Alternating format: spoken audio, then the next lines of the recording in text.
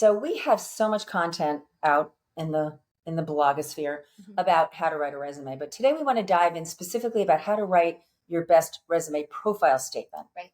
Specifically, if you've taken a career break. Right. The profile statement is essential for everyone. Right. But today we want to kind of dive in a little more deeply on the career break. Well, and I think that there may be people in our audience that an objective is what you wrote back in the day. That's right. I know that was from our era. Yeah. However, that is no longer, right? That is no longer. It hasn't been for a while. Yes. Yeah. And so the profile statement is something that you are going to be writing. So the objective is out. Of the, gosh, I got to say it probably was the 90s, right? Or maybe early 2000s. Yeah. But the objective statement talked about what you want, which is fair. Because we always talk about how you are interviewing them too. Right. The profile statement talks about what you offer. Yes. And that's really where you want to focus. It's written so that the employer that's reading it can see this is what this candidate can bring to me. And they get excited enough after reading that 3 to 5 sentences that they want to read more. Yes.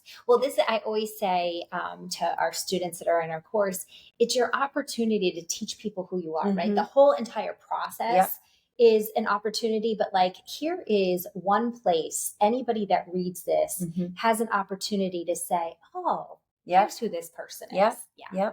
Okay. So that's number one. Number two is you need in your profile statement to answer 5 essential questions, and they're always the same, right? Yeah. And they're hardly ever answered because I read a lot of them. Yeah. So the first thing is, what do you do? Yeah. Where/for whom do you do it?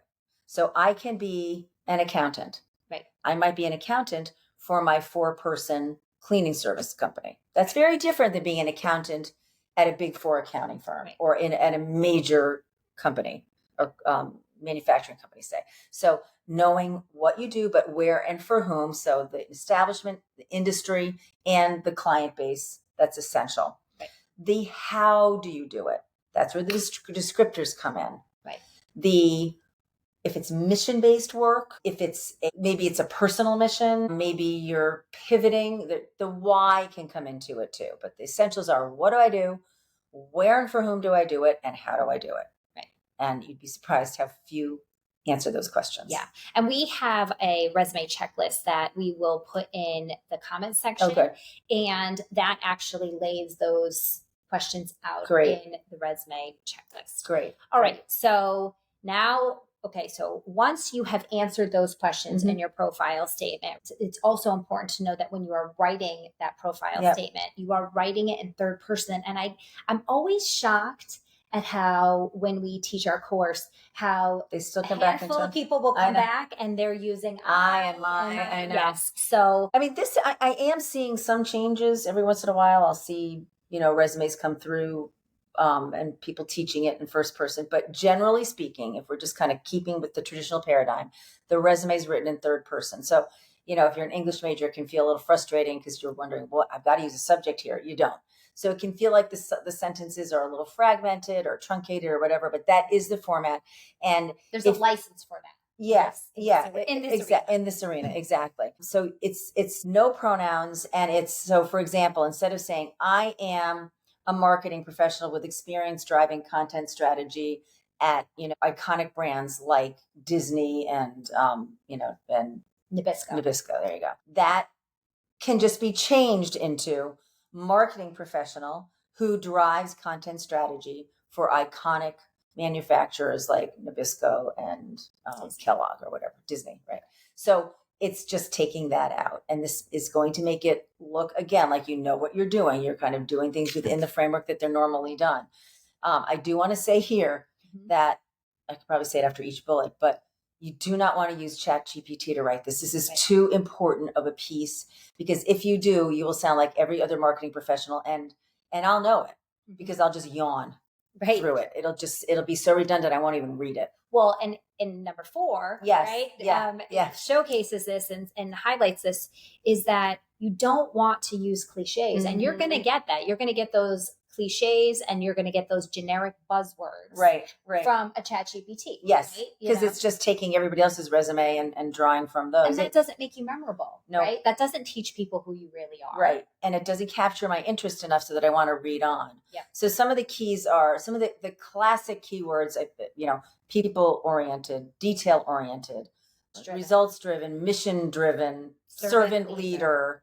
I mean, these are all so commonly used. And you're not going to use those. Because let's just tease it out. First of all, if you are not results oriented or result driven, I mean, that's like a baseline. Yeah. If you're working, you have a drive to have results, right? Whether they're good or bad, that's debatable. If you're not coming in here with an ability to work with other people. Yep. I mean, these are such throwaway descriptors. Right. They really don't mean anything. They're kind of just the baseline that I would assume if you're applying for a job, that you work well with other people, you can handle a detail, and you're aligned with our mission and you want to get results. So just those are all throwaway words. Instead, use natural, authentic language. We've mentioned before, a good place to find it is by reading through thank you notes from clients or colleagues.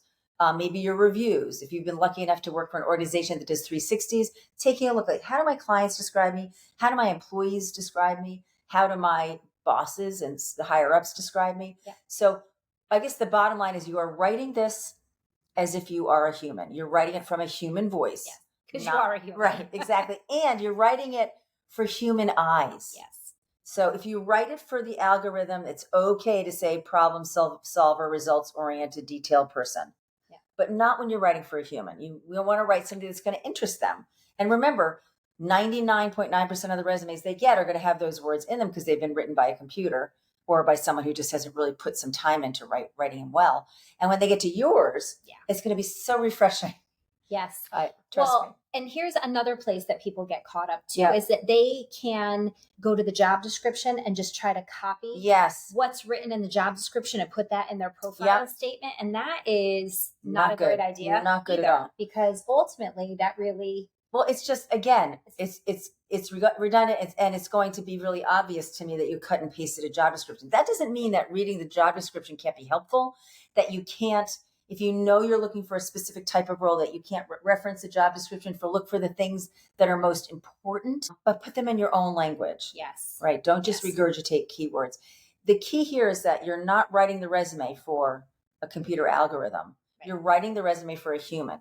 The computer algorithm is not going to decide whether to hire you or not. The human is. That's who you're trying to please. Right.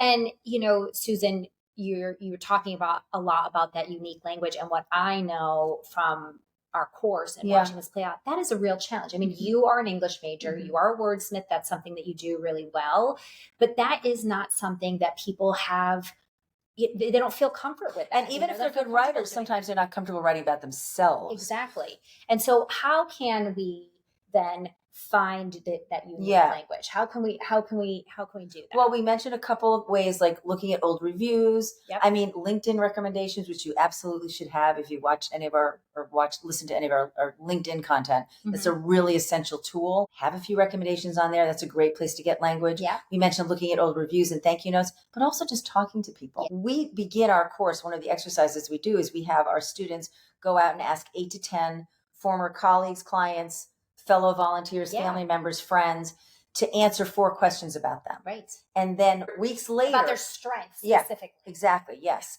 And weeks later, when they're working on their resumes, they're all going back to find these great phrases that are unique and memorable. Yes. Because when you're one of hundreds or thousands of resumes coming through a tracking system, and then one of maybe several hundred being read by human eyes, being unique is a real winner. It's one of the great ways to float up to the top. Right.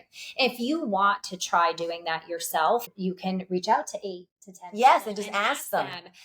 What do you think I do well? Yeah. And how would you describe my work? Yeah. So that will give you that descriptive language that you're looking for. Mm-hmm. Okay. So after you write it, after you've done all of those other things, because the profile statement's that important, you can go to trusted people and ask for specific feedback. Right. So you're not just going to say, here, can you read my whole resume? Right. Nobody's going to want to do that. It's not even helpful to do that. Right? No, it's not. Because you're going to get 9,000 That's right. opinions That's and then it's right. going to feel overwhelming. You actually want to ask for helpful help. Right. Exactly right. On one section. And this section is so important. It's important because it becomes a foundation for your LinkedIn profile. It's important because that then becomes a foundation for your elevator pitch, which becomes your answer to interview questions. So it's so Often important. that first interview Yes. question is right here in front of you. Right. Yeah. So it's really important to get it right. So send it out to a few people. You are not asking them for feedback on the whole resume because, as Kelley said, they're going to find a million reasons that you should do something different. Be confident in the way you did your resume. Ask for feedback.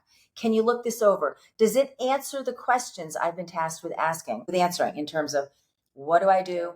Where and for whom do I do it? How do I do it? Give them clear instruction on what you want them to evaluate. And then listen for how it lands with them. That's kind of what you're asking. Like, read this for me, Kelley. How does it land with you? Yeah. Right? Yeah. And so all of those things will help you write that resume profile statement so that you are memorable and you are teaching people who you are, which is ultimately what you want it to do. Exactly. In a short little finite amount of time. Yeah. Right? Yeah. All right. If you liked what you heard today, you can subscribe. And if you want to learn more about us and our programming, you can visit us at www.preparetolaunchu.com. Thanks.